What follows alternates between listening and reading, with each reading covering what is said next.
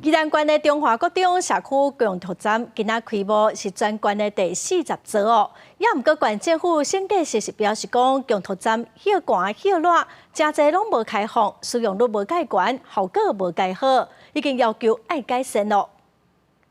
伫音乐声当中，宜兰县中华国中社区共读站初日正式开幕，交到全县第40个共读站，希望培养全民活动的惯势，促进学校甲社区的互动。 按算年底要阁成立第41个共读站，不过实际访问民众，大部分拢无啥了解什么是社区共读站。有这个机会，能够给更多的人去参与，那才能够发挥这个学校一种教育的功能。那当然是很好。所以你平常也是不太知道有这样的功能。哎，对，应该让更多人知道。怎么说？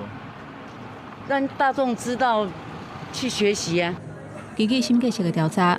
宜兰县所有的社区共读站，歇寒歇热开放的比例无悬，干那29.7%。校外人士使用共读站的比例10%以下，27个站使用的比率嘛真低。外界认为讲共读站的效果无好。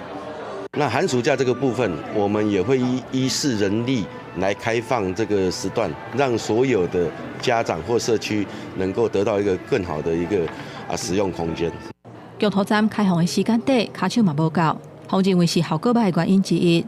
县府已经发文给共读站，平常时下课了后，甲歇寒歇热期间延长开放的时间，嘛制定严温管理的规范，增加社区的民众使用的机会。这个假日的这一个部分，那也是因为有这个人力的这个问题，所以它不会是全天候的开放。